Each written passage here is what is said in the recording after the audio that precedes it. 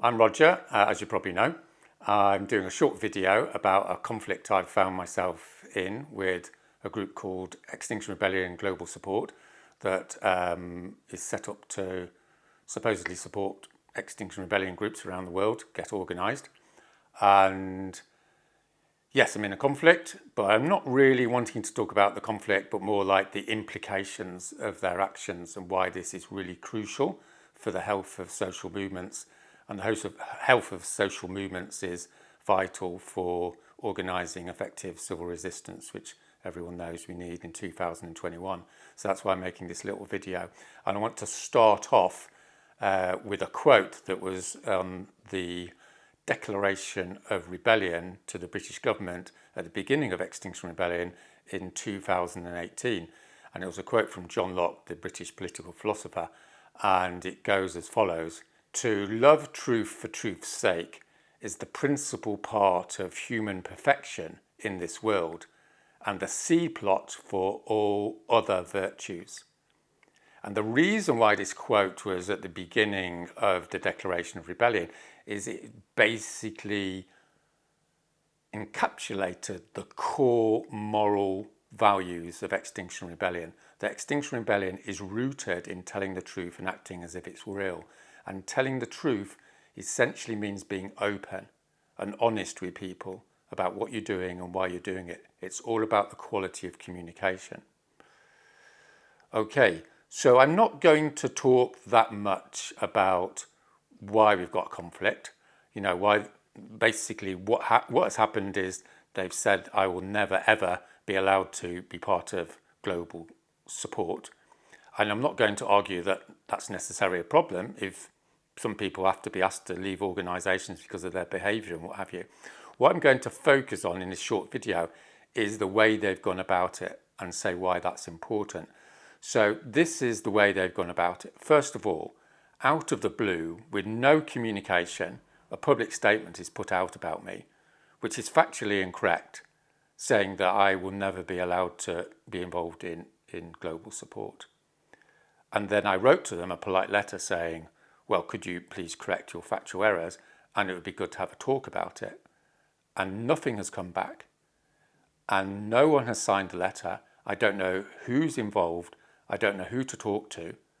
And so now I've said, if they won't talk to me and if they won't engage in an open dialogue, then I'll start a fast in about 2 weeks. And I'm hoping that they will communicate with me. And if you're listening to this, it's okay. I won't bite your head off.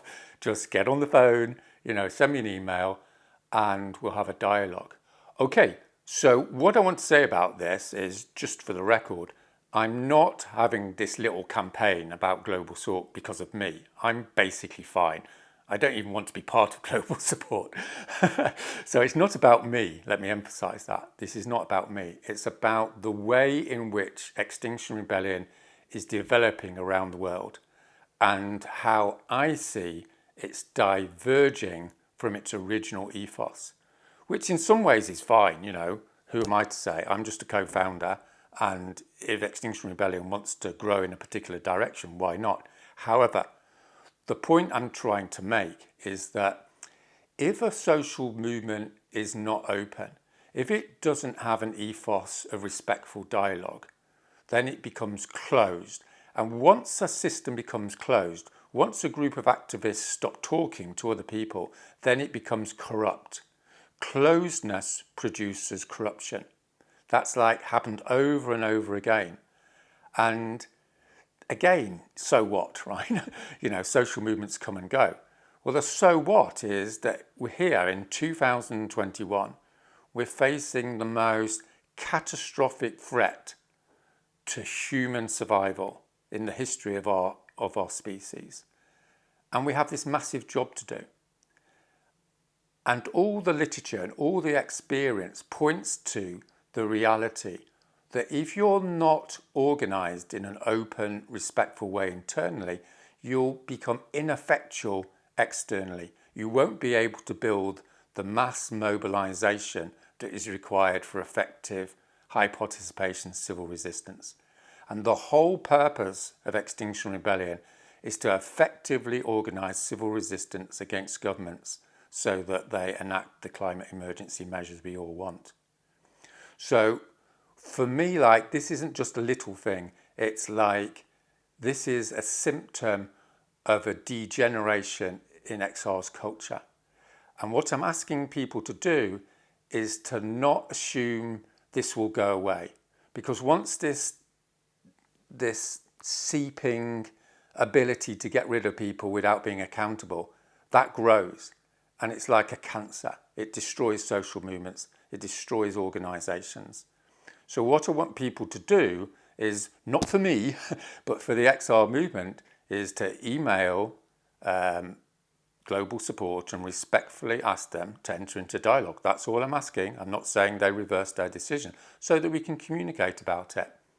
And also, I'm planning to have, in a spirit of openness and truthfulness, to have a Zoom call, a global Zoom call in a few days, and potentially next week.